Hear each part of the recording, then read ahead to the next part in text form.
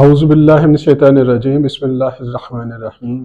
ناظرین اکرام، آپ کی خدمت میں ایک نئے موضوع کے ساتھ میں آج حاضر ہوں۔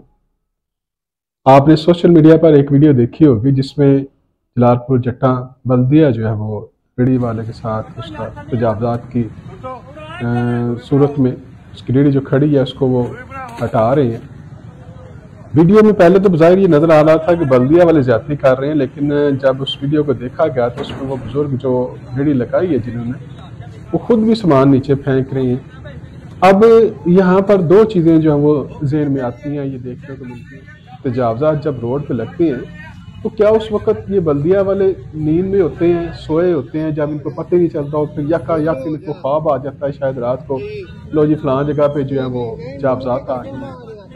اصل میں کہانی یہ ہے کہ یہ جو ریڑیاں یا ٹھیلے یا کھوکھے لگتے ہیں، اس کا باقاعدہ یہ کرایہ وصول کرتے ہیں۔ دوسرے اس میں وہ لفظ استعمال نہیں کرے گا، بلکہ ان کا کرایہ یہ لیتے ہیں، ہر ریڑھی والے سے لیتے ہیں، ہر کھوکھے والے سے لیتے ہیں، ہر ٹھیلے والے سے یہ کرایہ لیتے ہیں بلدیہ والے۔ ان کے علم میں ہوتی ہیں ساری چیزیں، لیکن یہ اس انتہا کو اب پہنچ کے کہ عثمان اٹھانا جب یکادک کوئی پریشر پڑتا ہے میڈیا کی طرف سے یا اوپر سے پریشر ہوتا ہے، کیونکہ ظاہری کی بات ہے میڈیا کی طرف سے ہائی لائٹ کی جاتی ہے ہر چیز۔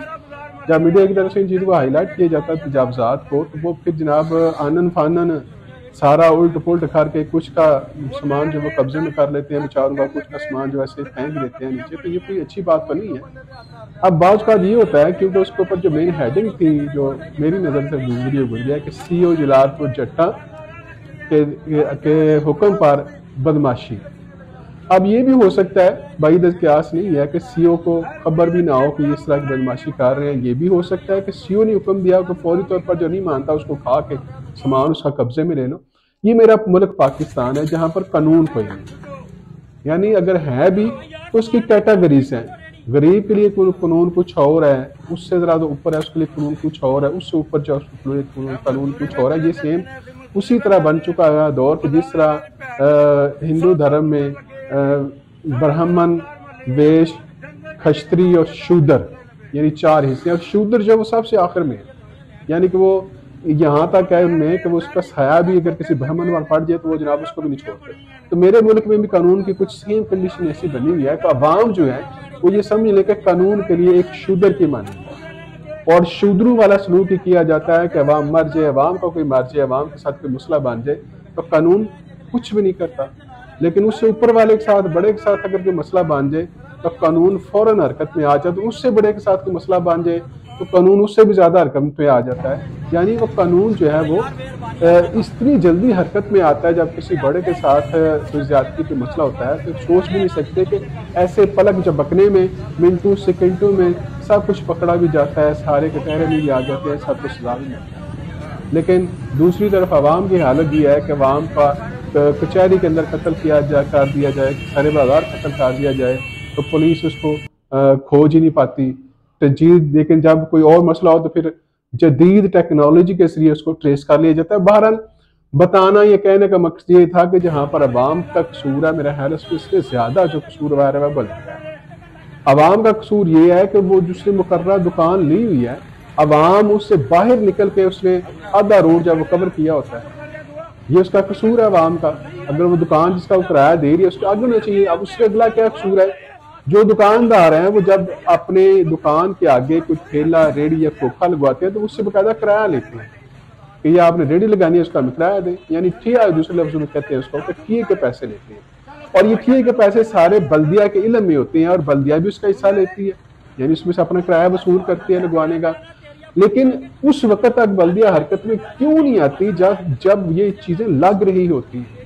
بات پھر وہی ہے کہ یہ اس غریب کی ریڑھی کچھ اس سے خود سامان اٹھا کے پھینک رہا ہے، وہ کچھ گالی گلوچ بھی ہو رہی ہے، تو وہ سارا معاملہ ہے۔ کچھ وہ بلدیہ والے اٹھا کے بھی سامان اس کا جو پھینک رہے ہیں، آپ ویڈیو میں دیکھ سکتے ہیں سارے معاملات جو آپ کو نظر آ جائیں گے۔ لیکن ایک دو میں نے کلپ جو ہے وہ نہیں لگایا اس لیے کہ کچھ میں بڑی غلیظ گالیاں بھی نکالی جا رہی ہیں۔ معاملہ یہاں پر ختم نہیں ہوتا، معاملہ یہ ہے کہ اگر اس کا کوئی مسئلہ ہے تو یہی بلدیہ اس کو کہہ کے سائڈ پہ تو آ سکتی ہے۔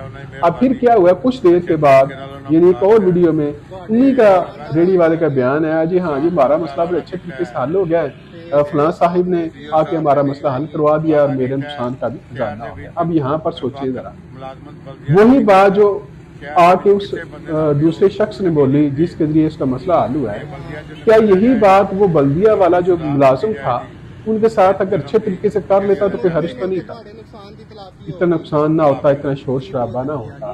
لیکن بات میں نے پھر آپ سے پہلے وہی کیا ہے کہ یہاں پر بھی 4 کیٹیگریز بنی ہوئی ہے کہ جو زیادہ طاقتور ہے، جس کا پتہ ہے کہ یہ کہیں نہ کہیں سے ہمارا سانس تنگ کر لے گا، ہمیں چھوڑے گا نہیں، اس کا جی سر ہے، جی حضوری ہے، جی جناب۔ اور جس کا پتہ ہے کہ اس کی خیر یہی کیڑے مکوڑے ہیں، جو شوگر ہیں، وہ کہتے ہیں خیر اس کی کوئی مسئلہ نہیں ہے، اس کو لگا دو، جو 2 لگتی ہیں اس کے ساتھ جو ہوتا ہے وہ کرتا ہے۔ یعنی کہ یہاں مسئلہ یہ ہے کہ شاہ سے زیادہ شاہ کے وفادار۔ ان رویوں کے بارے میں ہمیں سوچنا ہوگا، ان رویوں کے بارے میں ہمیں دیکھنا ہوگا کہ ہم کر کیا رہے ہیں، ہمارے ساتھ ہو کیا رہا ہے، اس ملک میں کیا ہو رہا ہے۔ تو یہ وہ معاملات ہیں کہ بلدیہ سے کوئی چیز چھپی نہیں ہوتی، سی او بلدیہ سے کوئی چیز چھپی نہیں ہوتی، اے سی صاحب سے کوئی چیز چھپی نہیں ہوتی، ڈی سی صاحب سے کوئی چیز چھپی نہیں ہوتی۔ یہ سب کچھ جو بھی ہوتا ہے تجاوزات، یہ ایک دن میں تو قائم نہیں ہوتے۔